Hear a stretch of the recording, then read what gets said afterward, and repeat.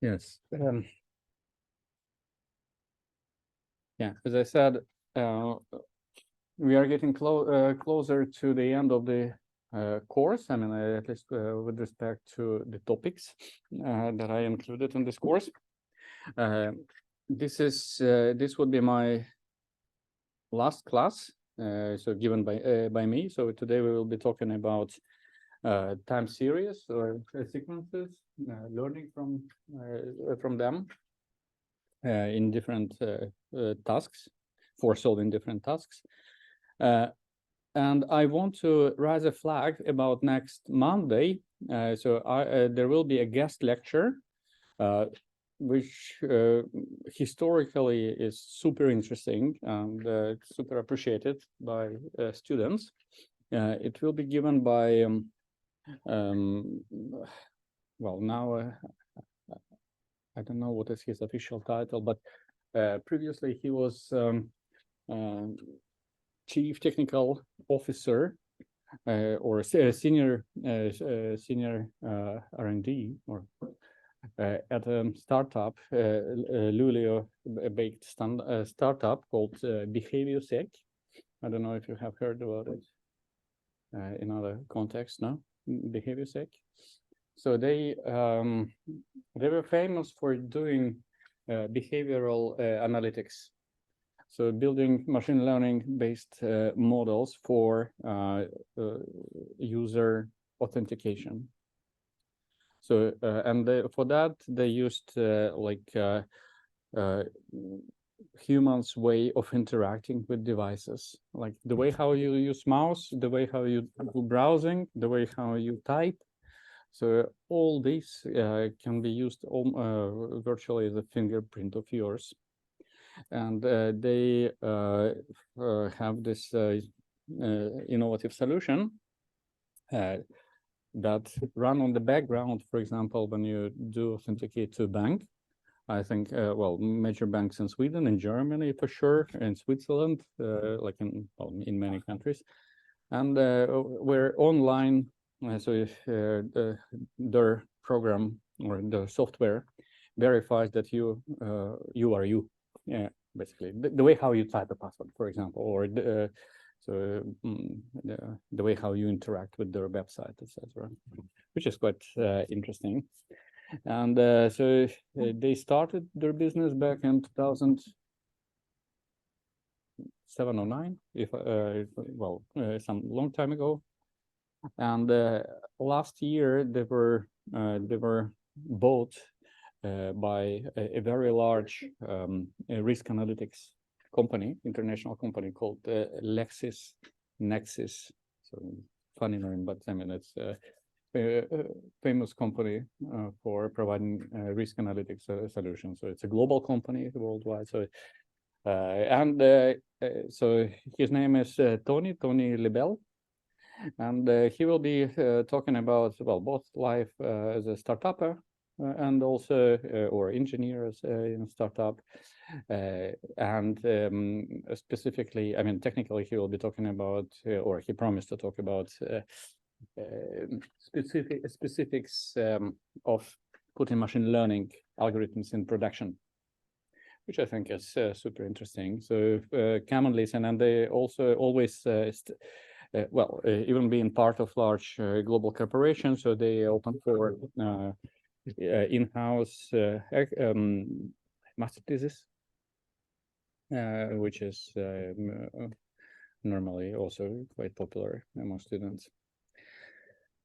So that will be next Monday. And after that, so I decided basically not to overload you with me talking, and rather you will be concentrating on finishing up labs, presenting seminars, attending seminars, writing reports about seminars, and focusing on mini projects. So it will be more of kind of your own work.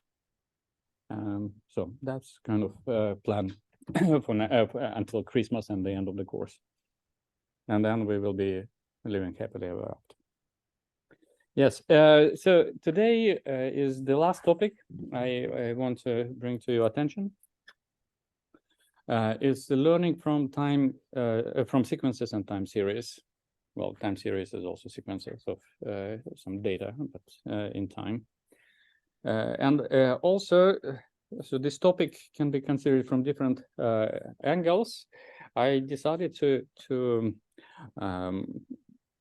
deliver you some maybe less known models, but useful in a way that maybe they are less computationally expensive than, for example, LSTM, if we talk about it. So, I mean, the first thing comes to you, which probably could come to your mind when you talk about learning from time series, is LSTM, so deep learning stuff like that. For this course, I decided to kind of start with well, different approaches. So again, with machine learning in general, it is not always that you need to jump directly onto complex models with artificial neural networks. So there are other methods to attack a problem. So we start with some general aspects of what does it mean to work with time series and what options exist. And at the end, we will talk about the lightweight artificial neural network architecture that is suitable for solving ML tasks on sequences, sequential data.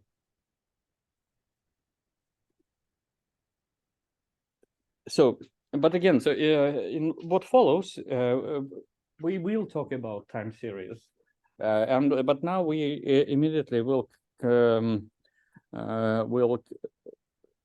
converge into sequences, but we start with signals, continuous signals, and just a second.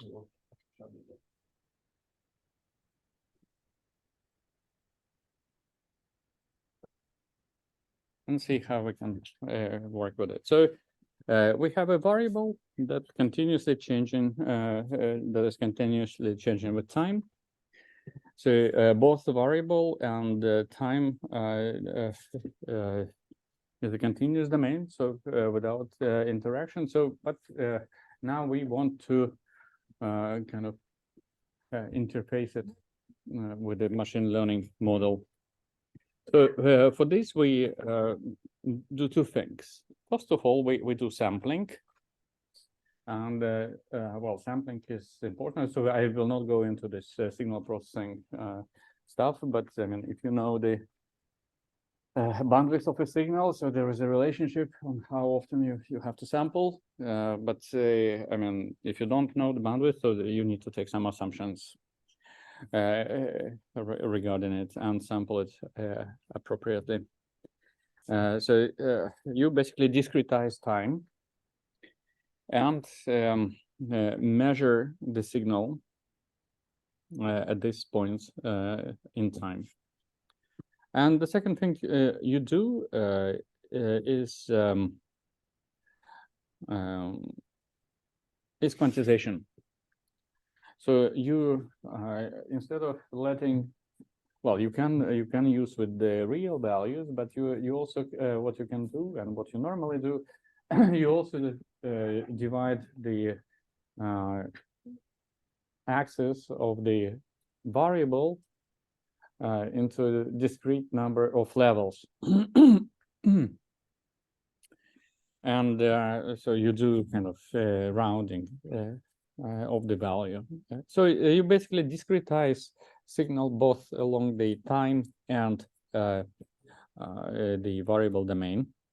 And by doing this, you come up with sequential data, so which has this finite resolution. So now your signal is this quantized measurements that you have discrete time steps, and obviously you so. And next, the question is what you can do with them. So there are several tasks appears in this context. So listed here: classification, anomaly detection, a prediction. Well, I don't know what I meant by forecast. Yeah, forecasting is kind of prediction as well. Yeah.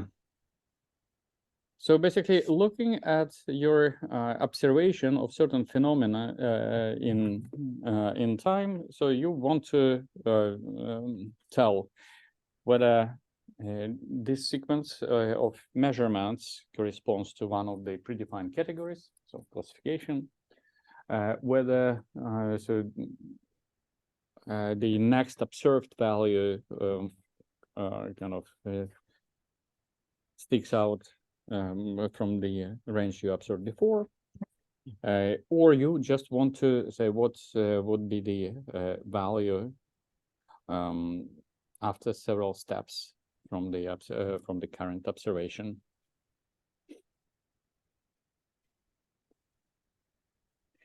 And so first we will talk about classification task, and sometimes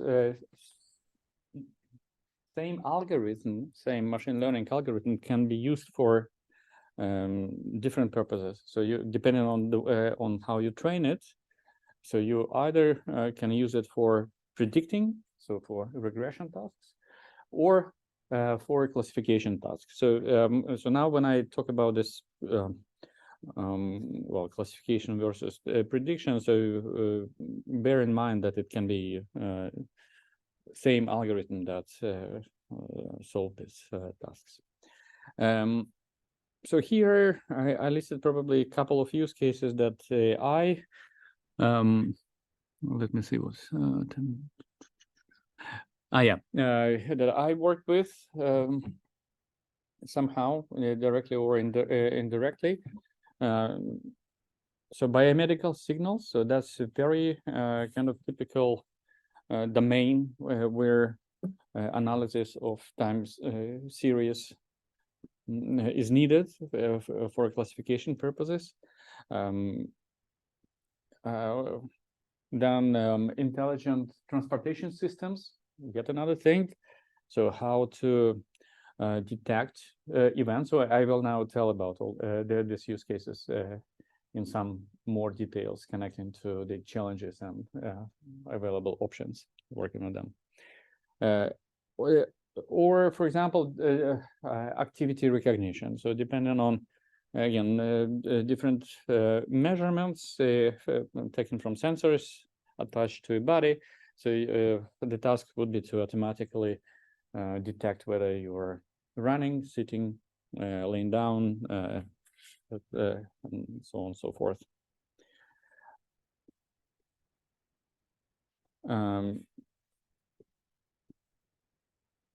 Again, so this may be yet another use case of possible anomaly detection, I mean, on a global scale. So when you have a distributed measurements, again, in time.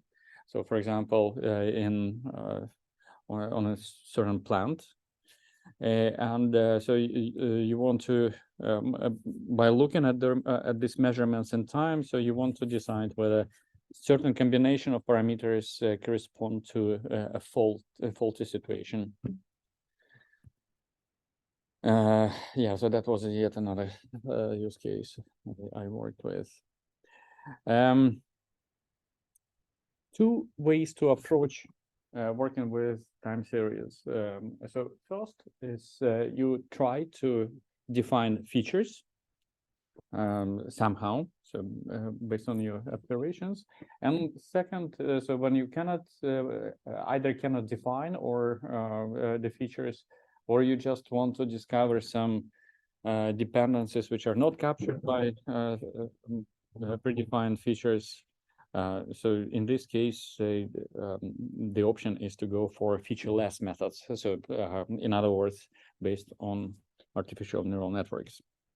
But feature-based methods applied to working with sequences or time series.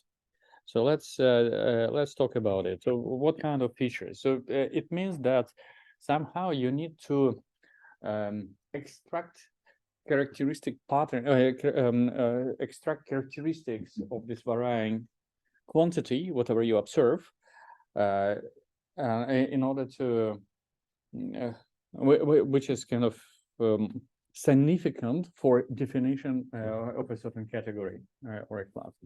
So here again, let's talk about some examples, because basically there is no this kind of ultimate. Well, maybe there can be. I mean, I could construct a class just on all possible ways of defining features, but rather I want to show you some options based on the examples, and then it's basically up to an engineer and the domain expert to derive new features.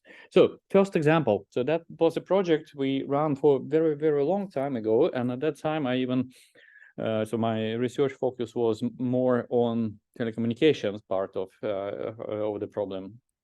If you remember, I mentioned it.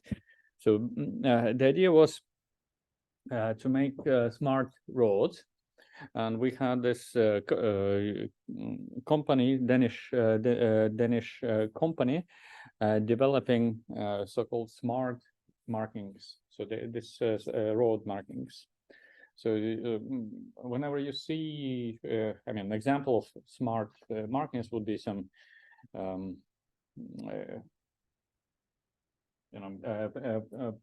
plastic casings installed on the road that blink, for example, somehow. So to show the to demarcate the lane. And that company based just outside Copenhagen. So their business was on developing this very robust materials for the smart units, so that and the way how to attach it to the asphalt, to the surface, and some basic electronics to really like flashing lights or something. And the idea was that maybe we can equip these units with more capable electronics, equipped with sensors, to solve more complex tasks than just to kind of flash based on the light, changing light. And the idea was basically for starters, to see whether we can use these markings to count traffic. So passing by cars, count and classify. So what, how many of certain types of vehicles pass through this particular unit of road. So it's pretty much similar technology to what to this vacuum tubes that you see on the roads. So that's. But here, so you don't need to kind of put the tubes and extra equipment. So you just put this unit with the electronics with some sensors on board. And here we had 3 sensors, I think. So we had light. I don't remember if temperature we had, but temperature is accelerometer.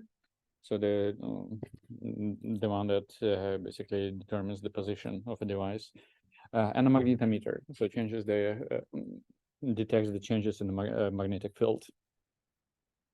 So these 3 sensors, and so we wanted to classify the traffic. So, and at that time, so that was 2009. So so later on we applied some machine learning stuff on it, but the group who was responsible for detection, they were signal processing people. And so that's why, so it explains that, I mean, the classical approach towards analysis of time series, basically. Well, let me see. So the again, so we have some clearly defined classes. So you could basically this problem is defined in some documents. So here is, again, so maybe it's not very important, but then we had real data.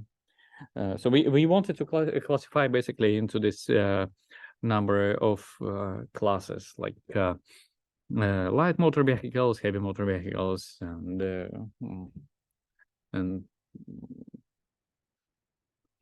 I think at least 2 classes. I don't know if we classified motorcycles, don't remember. But nevertheless, so we put these units on the road, so it was real measurements, and collected the data. So it looked like this, if you would display in time, so accelerometer, and for these 2 different classes of vehicles, and magnetometer. So magnetometer on the left, accelerometer on the right.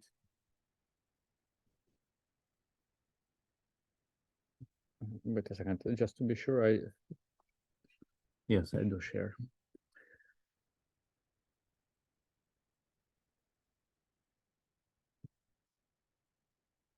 So that on the top you have a raw signal. Then you basically do some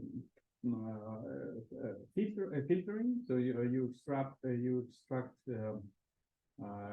an envelope, and what you see here, so you see some different peaks when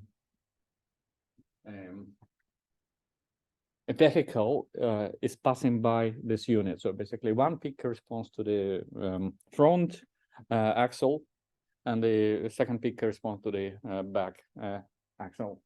And then, so here with a heavy vehicle, so basically you have to case where you have one axle in front and maybe 2 at the back. Yes, and basically that's what we need to automatically classify. So how to go around and how to go about this data and interface it with machine learning models. So so we approach it using the feature-based in a feature-based manner. Meaning that, so when you filter out the noise, so there is a technique, so that a kind of standard technique in signal processing to determine the area of interest in a signal. So you basically define a kind of a ground level of a signal, and then you have a sliding window, and then you monitor. Okay, so when the signal starts to deviate. So when the signal starts to deviate, you say, okay, so this is the beginning of my area of interest in the signal. And then you basically keep on monitoring the changes in the signal until it goes back to ground, predefined ground level. And in such a way, so you can even determine some structure within this interval. So that's again, so that's expert-based step. So we know that I mean for some vehicles you can see 1 peak here or 2 peaks here. So we basically want to monitor what's happening in these 2 in these 3 distinct areas. And then the features that we actually extract, they are defined by formula. So over here, so here we are working, for example, with the magnetometer, and what you can do, you can just sum up all the values within a given area of interest. So in other words, you complete an integral of the signal. So that becomes feature number 1. Then and that's what you do here with these formulas. The same you can similarly you can compute integral of the accelerometer magnitude. So basically it will be a different signal, and finally you can define sub features. So basically values that characterize different portions within the interval of interest. And in this way, so we have defined, well, maybe it's not very impressive, but 5 features that now you can basically, now you can do the following. So obviously with 5 features, you don't need a super complicated machine learning model. But so what you can do, you can, for example, use regression so to kind of classify them. But again, so any kind of classical algorithm would be suitable for this purpose. So, and in a similar manner, you can approach analysis of different or signals in different domains. But sometimes, it can, I mean, extracting features can become really an art, and you really need a domain expert by your side to correctly work with the signal. So hopefully also with signal processing background. So this use case was about analysis of electrocardiograms, and so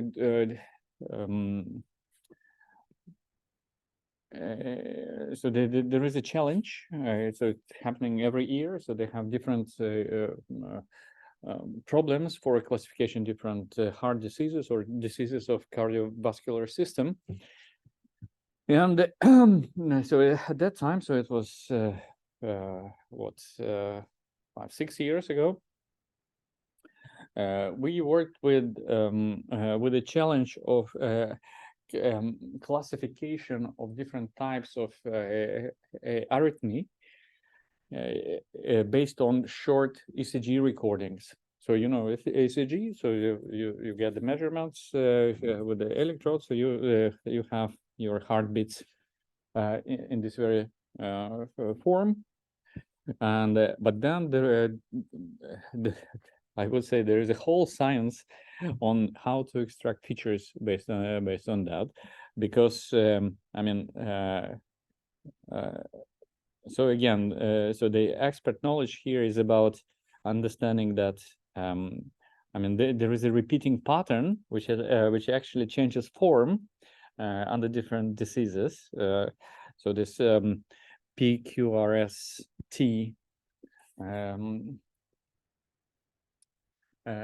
sequence. So each heartbeat over here, so it has this form. So it corresponds to different phases of contraction, heart contraction.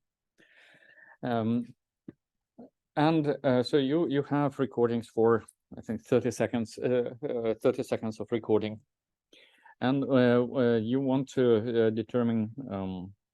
You want to classify against, like, if it is a normal case for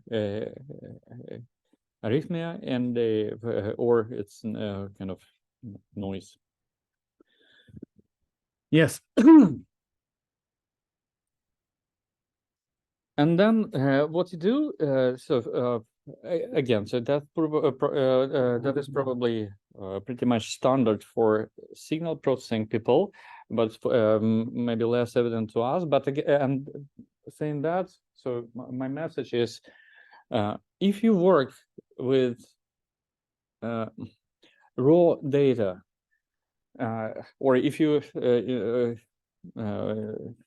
in your future career will work with machine learning methods applied to raw data, maybe here it's more often kind of must do stuff. You want to look at how you do pre-processing of raw data in terms of noise removing, filtering, and such. Because the tendency for computer science people, I'm guilty for that as well, is to work with whatever we are given, and hope for the best. So you either have a person who really knows how to who does this job for you, or you at least have some basic knowledge on filtering out noise and extracting the useful signal out of it. Yeah, so basically there are tons of algorithms again to pre-process time series, like detecting maxima. So they are organized in toolbox, etc. So this is not, we are not going into depth of it, but just want to show you. So in the previous case, so car detection. So we defined 5 features, and we were quite successful in recognizing vehicles with sufficiently good accuracy. So I don't remember what was it, but I mean it was sufficient for, say, such customer as the Trafikverket, so our or transport styrelse nowadays, so the road authority. Yes, and but here, so the features that could be instructed, they are super many, and the winner of the challenge in this 2017 years, so the winner model worked with 100, more than 100 extracted features. And what is this 100? So obviously we won't go into details of definition, but for example, so let's do some simple simple Googling. So this SDNN, so let me see if I have it somewhere here. No, that's not.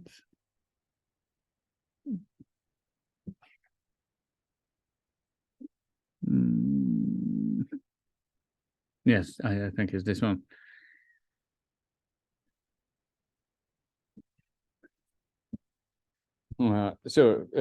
Basically, to understand all these different features, you need to go into this analysis of heart rate variation, which is again very complex. So, for example, one of the features would be root mean square of successive differences. So another one, SDNN, standard deviation of IBE intervals measured in milliseconds. Oh, so okay, wait. IB, interbeat interval, whatever. Well, you got it. So I mean, if you want to create your super AI model based on that detects heart diseases, so again, so better that you have somebody that understands what is going on in just heartbeats. And believe me, it's a big art of extracting features in there. Because here, I mean, again, to explain this with fingers, there are way too many degrees of freedom. I mean, in the signal.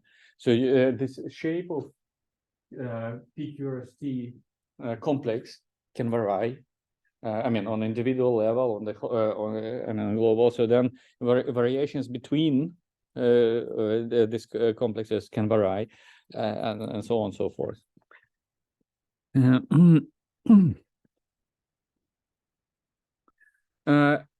Yeah. So and then.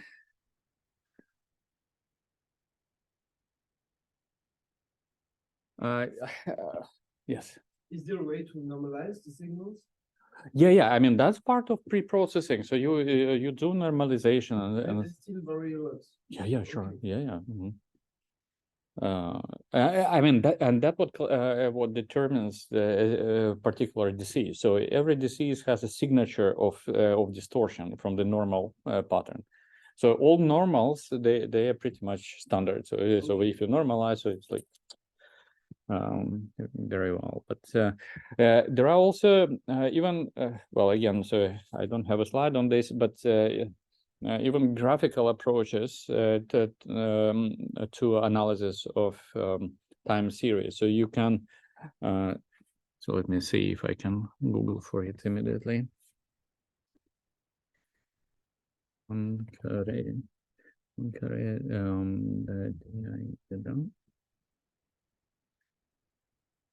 Yeah, yes, it's like this. So basically,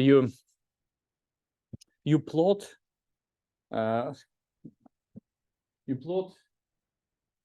timing between nearby events. So like if event happens at t+1, next happens like several seconds later. So you plot this value, and then so you have this diagram. So the outcome. Let me see.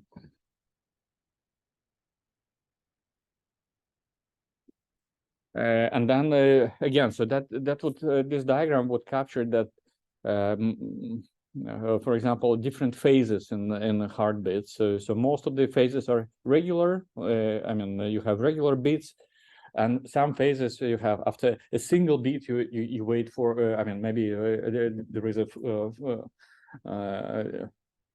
is a silence for kind of a longer period of time, and then you see a cloud of points. I mean, and again, so you can use it to so this diagram later on for classification purposes, but then you're working with images basically. So you convert time series into images, and then you also can work with it, right?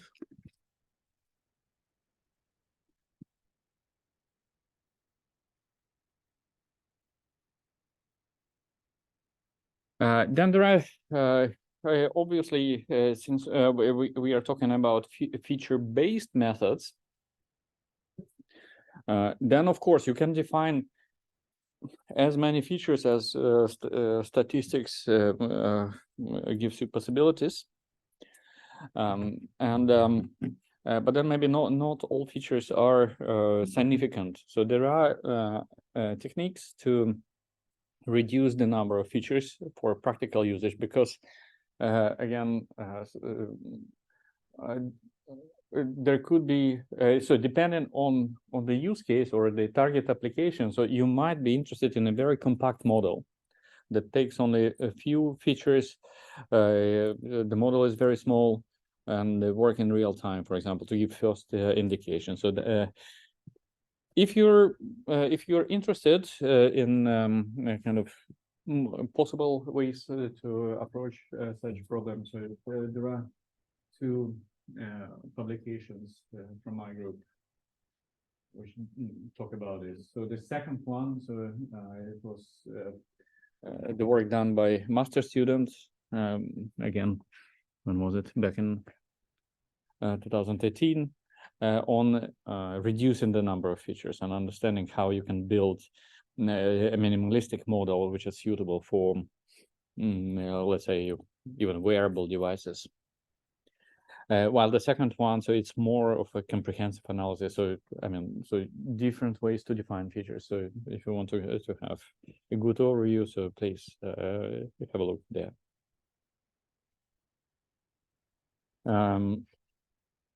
Again, so when you define your features and train them, so virtually any machine learning model is suitable to work with them.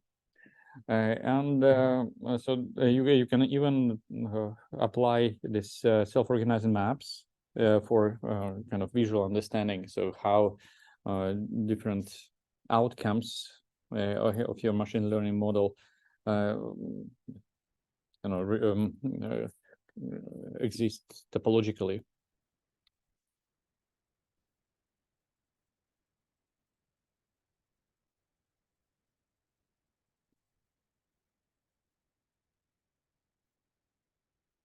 Any questions so far?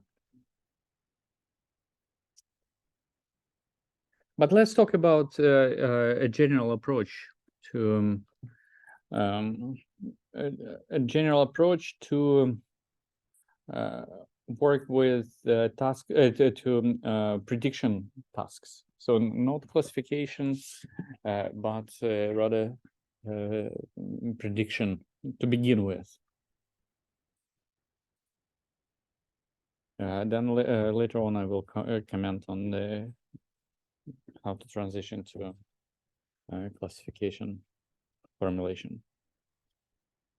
So here's the idea. So we have our time series. So the values that we appear at discrete intervals of times. So quantized values. So they so we observe some values in the past or currently, and task is to determine the value after a certain time, as it is indicated here, for example. So how do we go about it?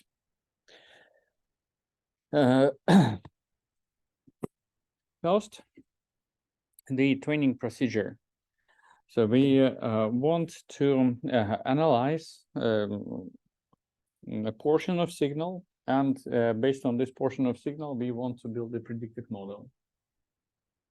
And we do it with,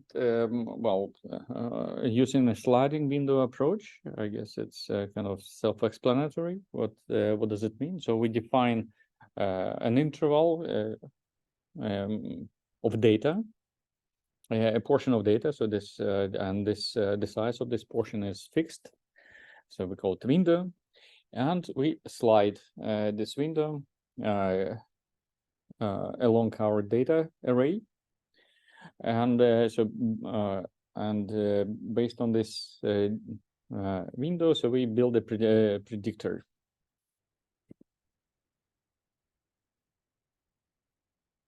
So let me see if I can remove it here.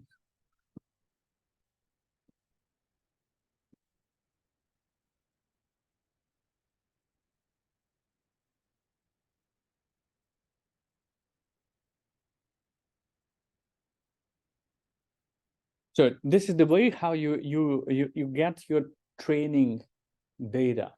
So that's a general approach. So you record a portion of data, and you have a desired output. So some steps in the future, and your model should capture basically this dependency from some data of a fixed size to predict the output. And again, so there are different ways how you can approach the training practically. So you, with respect to validation, so you either kind of what you do, so you basically shift the training window, so where you get the data, and you validate the results synchronously through the time, or you do a kind of forward chaining.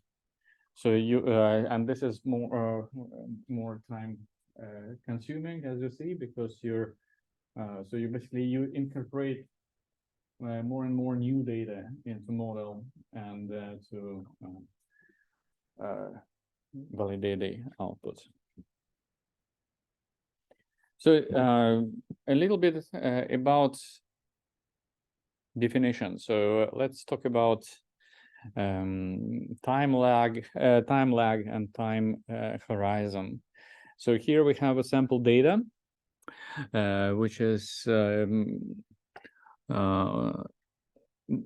blood glucose level varied in time, and again our sliding window mechanism. So we take some data of certain size, and we want to predict the value sometime in the future. And so now let's talk about these different intervals. So how long in the future we want to look, and how far from our current observations we want to predict. So these are two different aspects. So there are different definitions. So maybe, I mean, you can find different definitions in the literature, but I mean, let's talk about what do we mean by first by time lag. So time lag, essentially, let me see if I have it.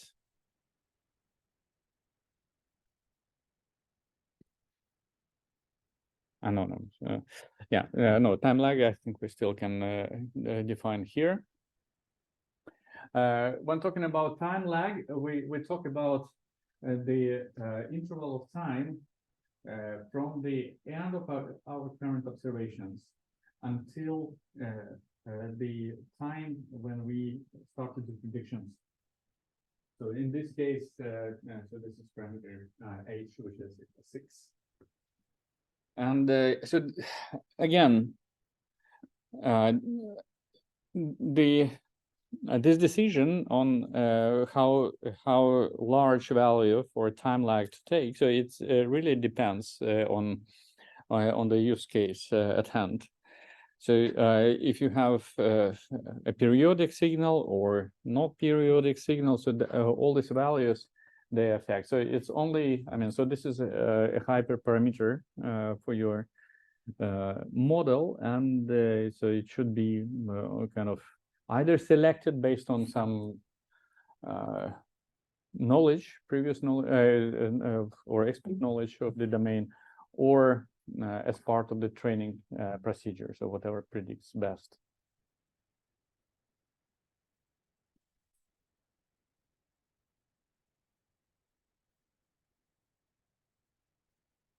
Talking about time horizon is about how long in the future you want to do your prediction. So so if you start predicting, so how long in the future you can keep on estimating the value. And so I think, let me see what I have on the next slide. Yes. So basically here we have a time horizon of t+3.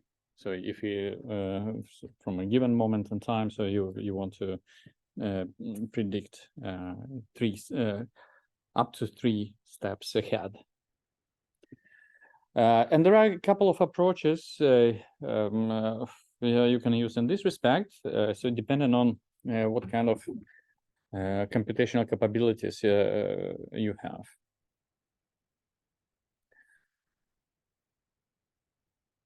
So you can basically, so this approach is you either train a single model, or you train several models for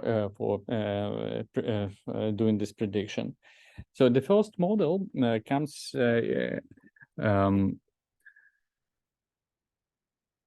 is illustrated. The first option is illustrated here. So when you have your sliding window, so you slide it. You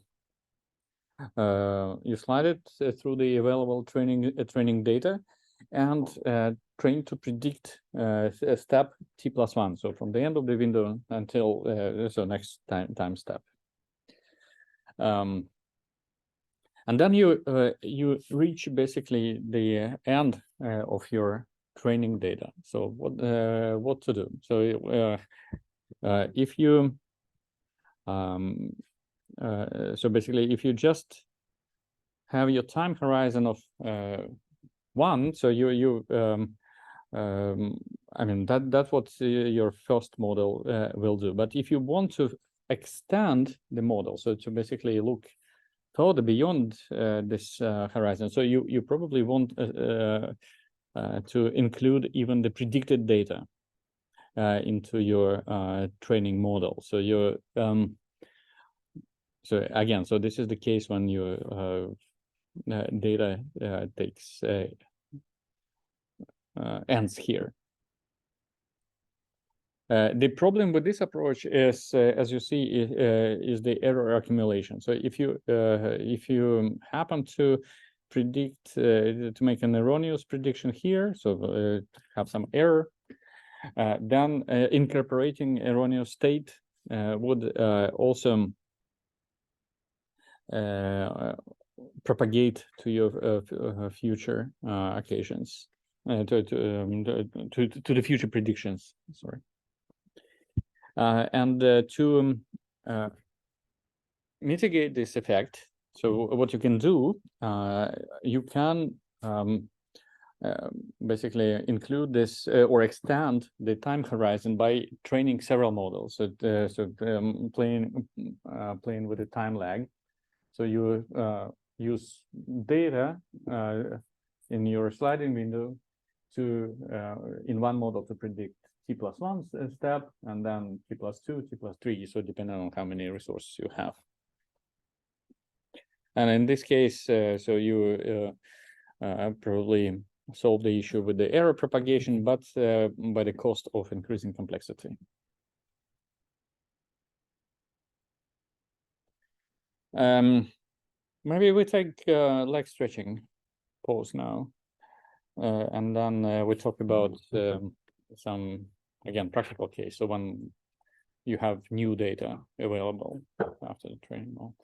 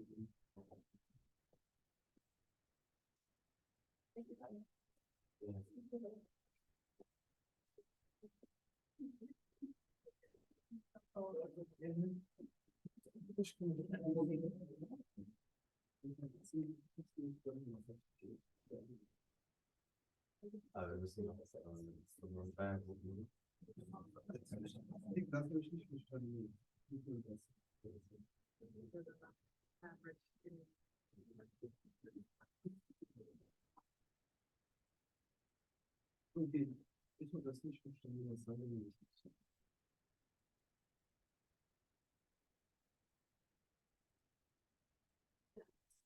Ja,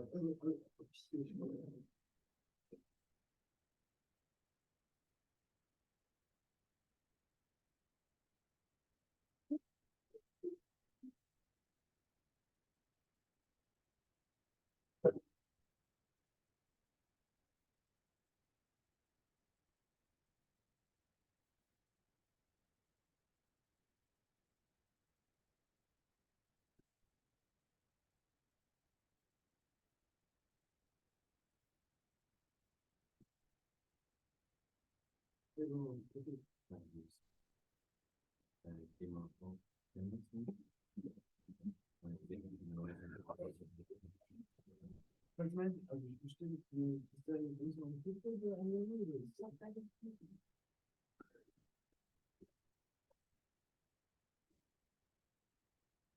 Das sind alle Produkte, ist eine Lösung, das ist der andere. Hier gibt es eine Beweis. Okay, dann sind wir zwei.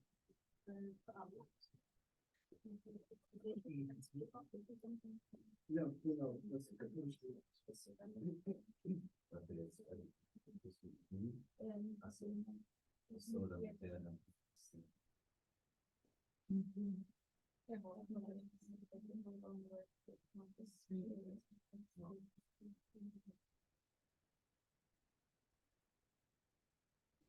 All right, so maybe we can resume.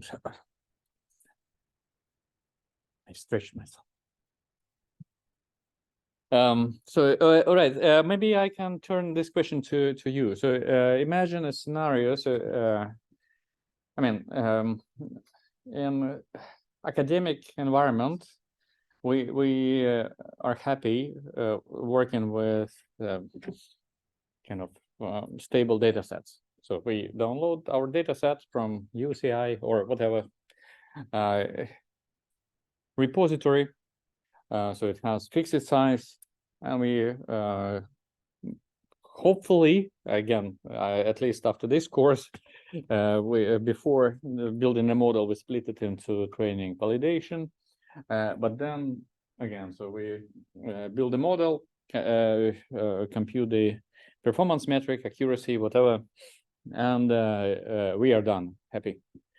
So now a scenario is that in reality we have new data appearing and pretty much constantly. So what to do? What are the options? And this is maybe a little bit of tricky question in a way that I mean, here it really depends on different factors. For example, including what are the computational capabilities you have in a given use case. But if you can think about different possibilities, so what can you do? So how can you, what are the possible cases for your model, adjusting your model in face of new data?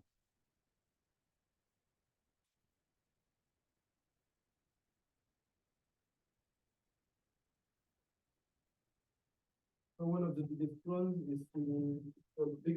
is to have a larger training datasets because it's a continuously growing training datasets. Yes, if you have these capabilities of processing larger data sets, yes, that's correct. And moreover, in this case, you can probably address this long-term relationship in data. So maybe not always you have this, but in the case where you have this long-term relationship, so then the longer data, the larger data you have, the more accurate model you build. But I mean, there are different other different options as well on how to refeed or retrain and refeed the model, which is illustrated here. So we have different color schemes. So we have data that is well either used for training or not, and then we do have test data, and we so basically have this constantly arriving data in terms of this white squares order. So illustrated here. So basically one of the approach, but I mean the risk is that you don't capture this long-term relationship, is to refit your model. So you by moving the using the sliding window approach to the training set, basically. So and this the size of this training set would really depends on the available resources at hand. So this one thing, and so the second thing is really to accumulate the data. So that's what you have commented on. And the third case is when you don't have, obviously, the this capability for retraining. And in this case, what you can do, you still can, you basically, so you build a model which span until a certain point in time, and then you can only monitor how well it's doing based on the newly arriving data. And hopefully, so at some point you can see that you have too large error, for example. So like this.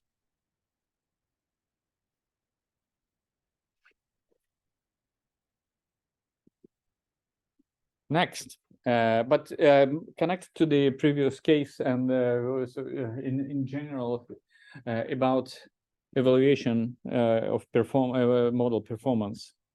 So to work with time series or sequences, so you need to pay special attention on how you actually evaluate your models.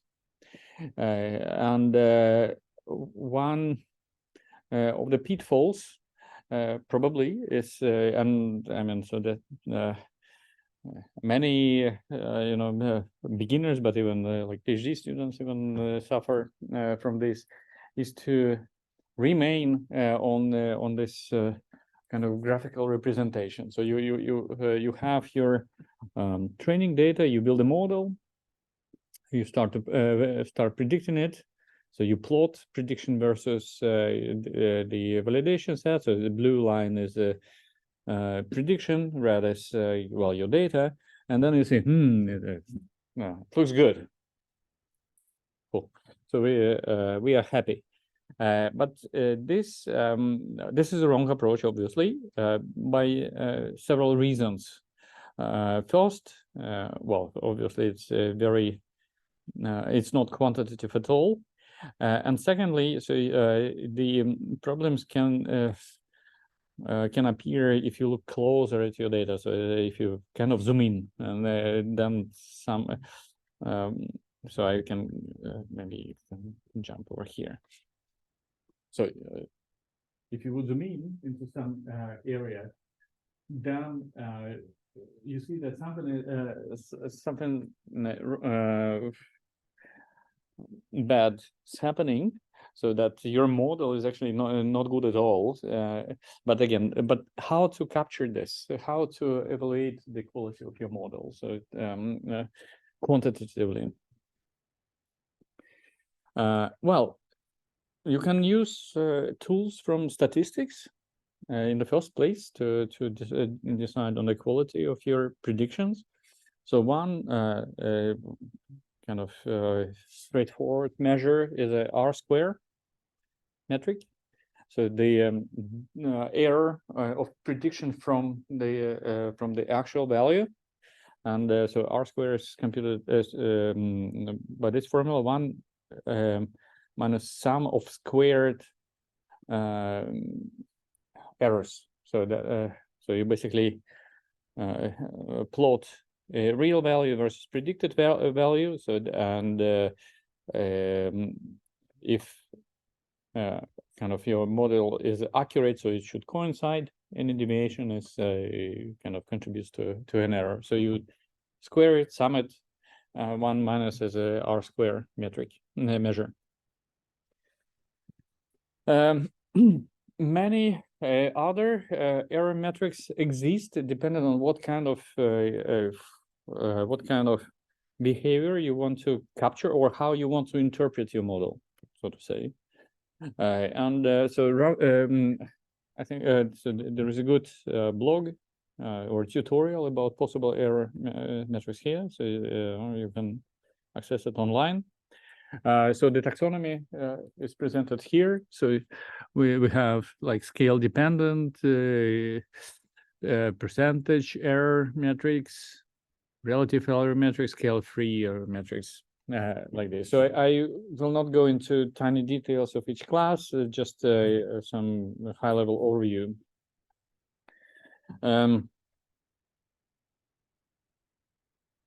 So scale dependent metrics. So you want to compare it to time series.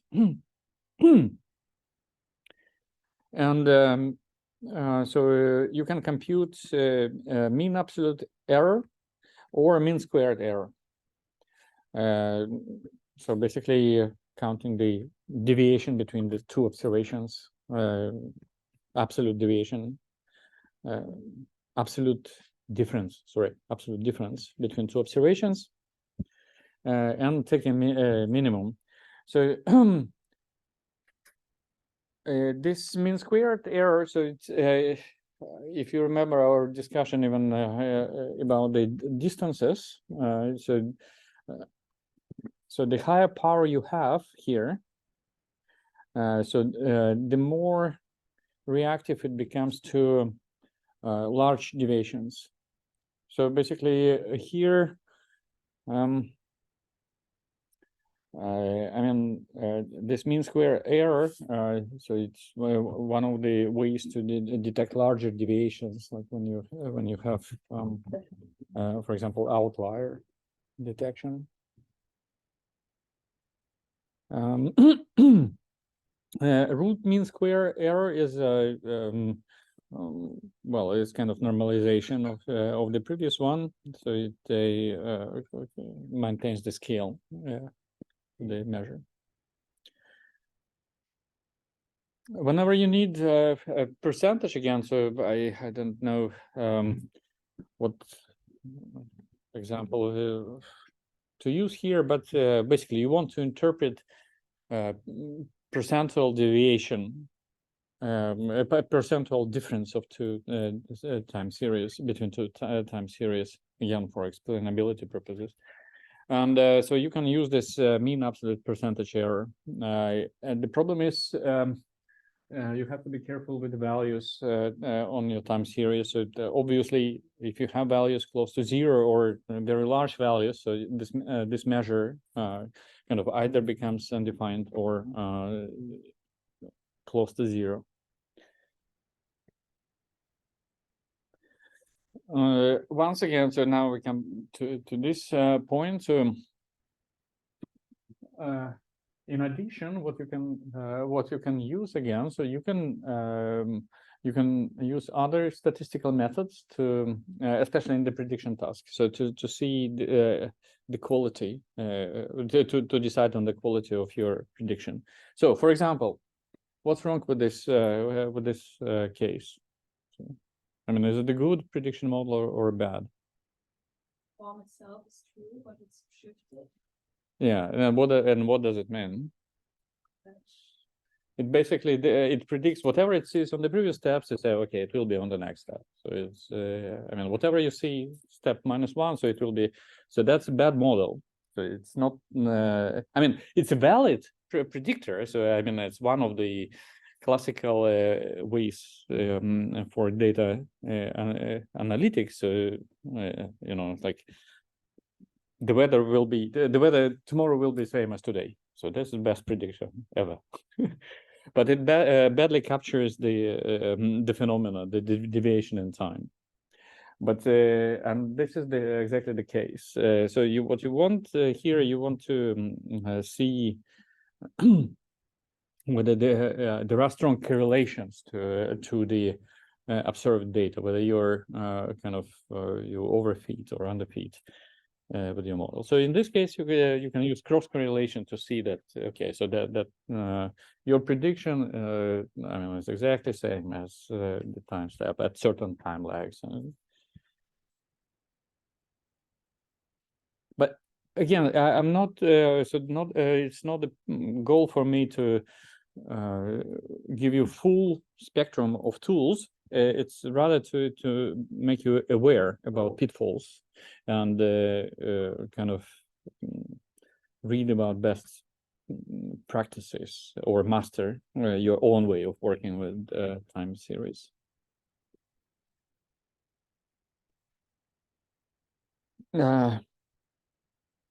Yeah, so that was about it. So what in the beginning of the class we talked about feature-based methods. Then some more about general approach to work with sequences or time series. Now I want to spend some time and talk about using artificial neural networks for processing sequential data, and quickly convert to reservoir computing and echo state network that you will work with in lab in the last lab. Did you start working with it? How does it feel? A bit confusing, yes. That's what I mean. Yes, it is. I mean, when you try to read this kind of specification in the free form and convert it into, there is a big step from But I mean that's the point actually to try it out. And again, so I mean, my presentation is on yet another high level of abstraction. So it's just one slide is easy. Go ahead, but it's not that easy actually. Right, but feature-free methods. So pretty much same formulation. So we well, we start with looking at well, we talk about different tasks, but now we are using artificial neural networks. So we put some data that we observe and want to do something with it. So in this case, predicting some steps ahead. And there are different modes. Yeah, let me see. Yeah, maybe already on this slide, I can introduce, I don't know, somehow it's kind of, did I skip one slide or something? I want to mention that classical feed-forward networks with backpropagation, they are, they should be somehow modified to work with time series. And this is to account for the fact that when in sequences, the information that affects the prediction, the decision,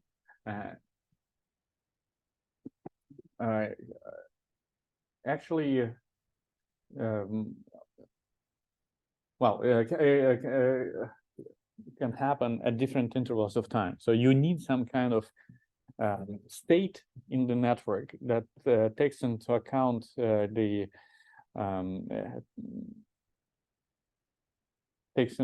time.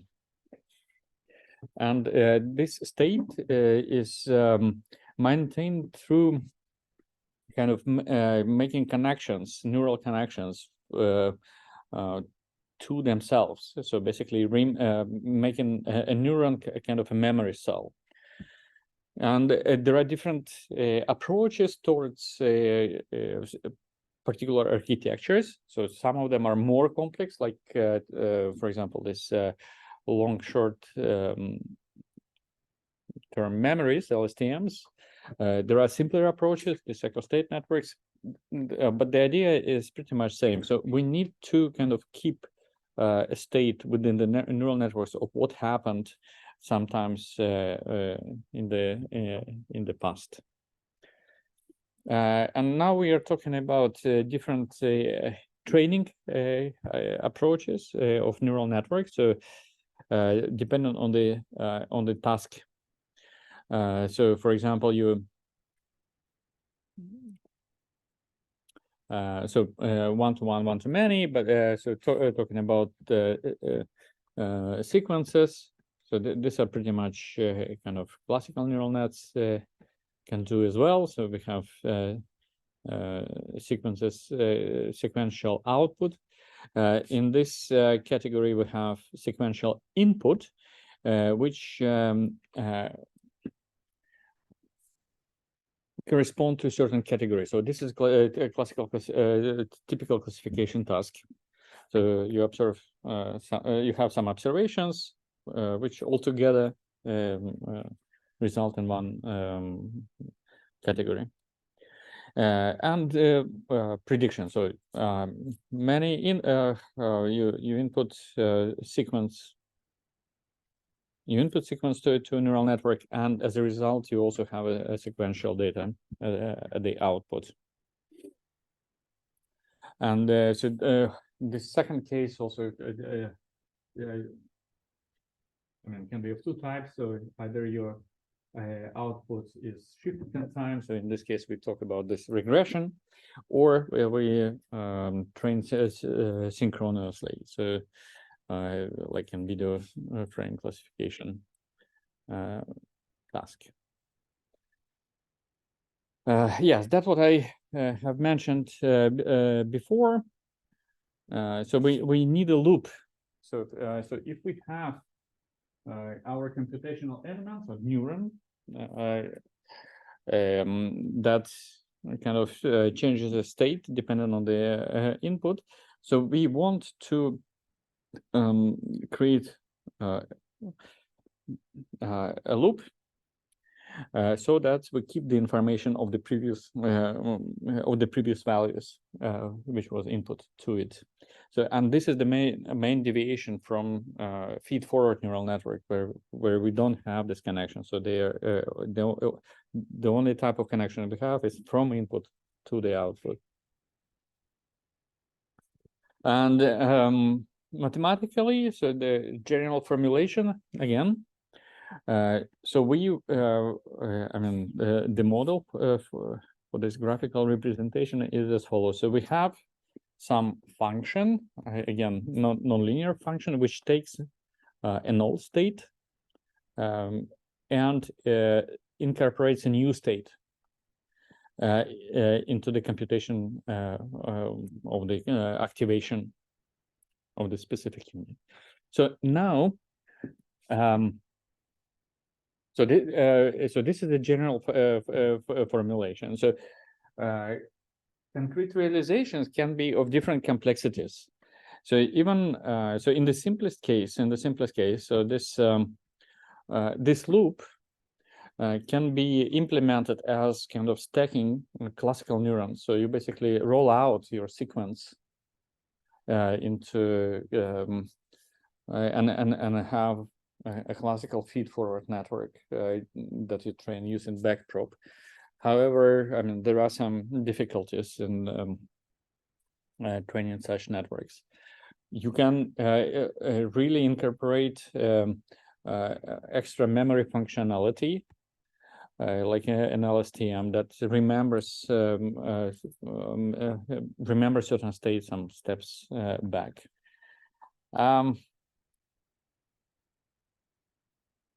But what we will look now, so we or what I offer you to look at is yet another or a simpler architecture. So a flat, rather flat neural net architecture, which is called echo state network. And in fact, so this is a straightforward realization of this kind of architecture and this learning rules, which are depicted here. And maybe again, so if, while still being on a very high level of abstraction, so this type of network, so it is also known as a reservoir computing. So or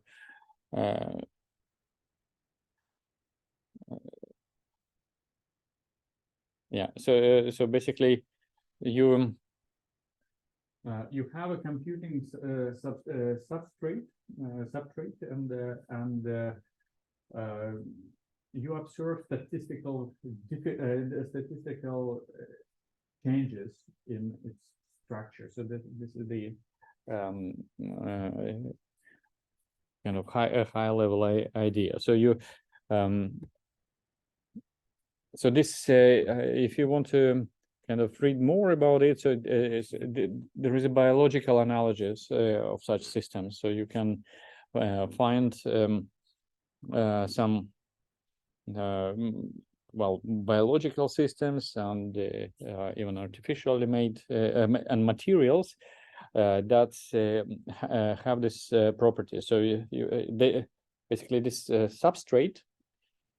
Think about it as a collection of cells, for example. So they have kind of their normal interactions, so the dynamics of interactions, and then you expose this closed system to certain external stimuli, and this external stimuli somehow changes this natural dynamics. And in fact, so the idea with reservoir computing is that by monitoring the change of the dynamics, or this change of the dynamics reflects the nature of the input. So that's kind of the idea with reservoir computing. From our perspective, what does it mean?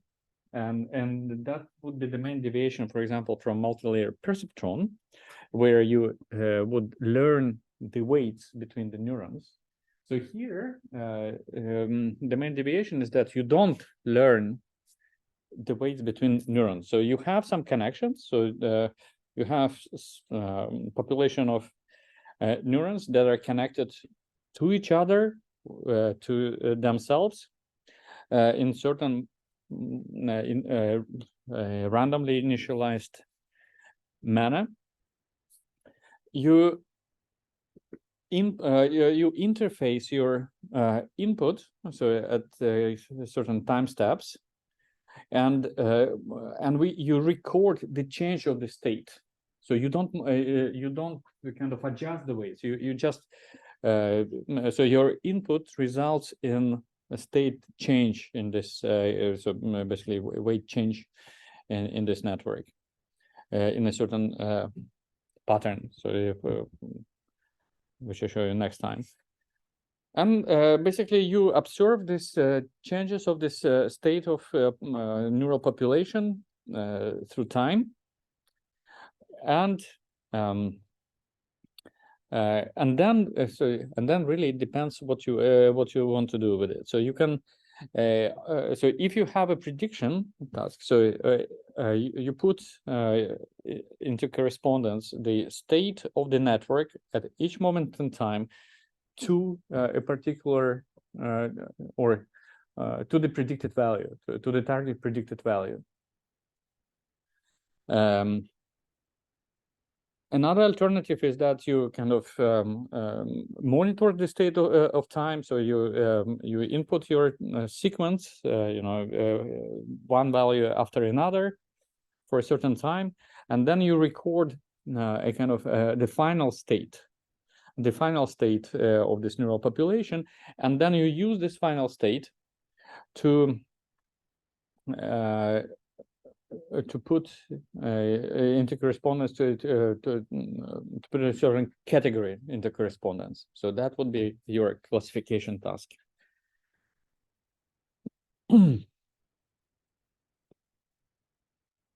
And that's what you do, kind of again, mathematically. So the architecture or the pipeline is very, very simple. So if you think so.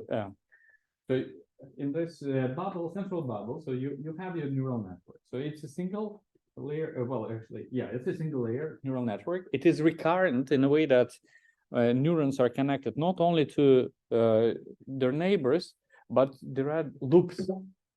So basically, loops through other neurons and loops direct connections to neurons themselves. And so these connections initialized randomly. So they that's what defines the original kind of initial dynamics of the network. Then what you do, so on the left, so this step on the left,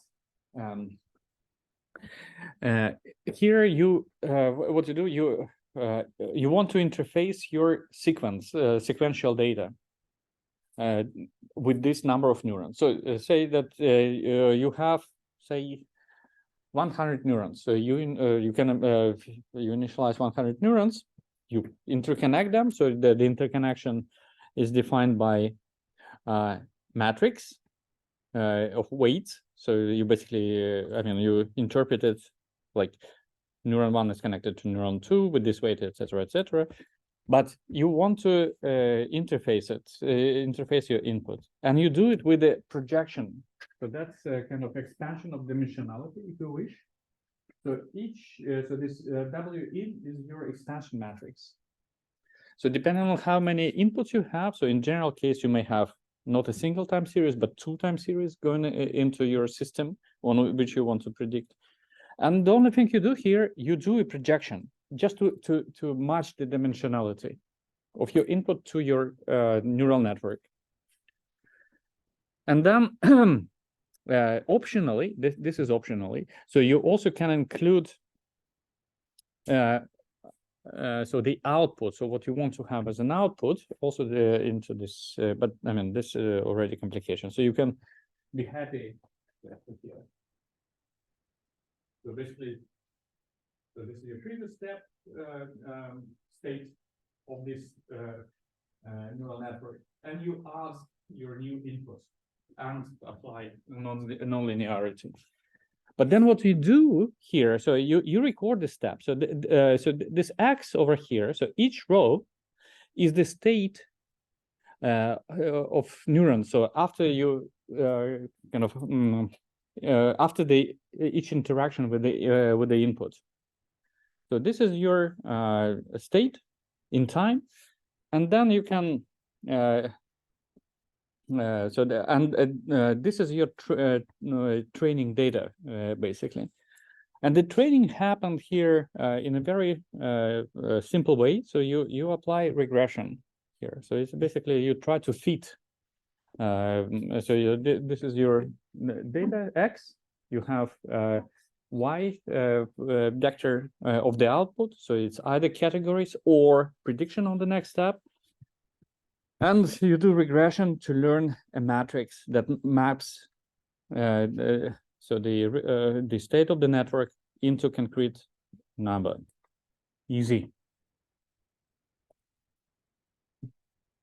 And that's the end of the story. So basically, I mean, you will get into tiny details. Well, it's lab 5, lab 6. Sorry. Why is lab 3? No, it's lab 6, of course. Yeah, but my only hint is while working on lab 3, so use Discord. I mean, whenever you get stuck or you're not sure, so post pieces of text. So I will interfere if the discussion will get stuck, but yeah, use Discord. All right, thanks. That's it. Any questions? Then I run for the next class. So.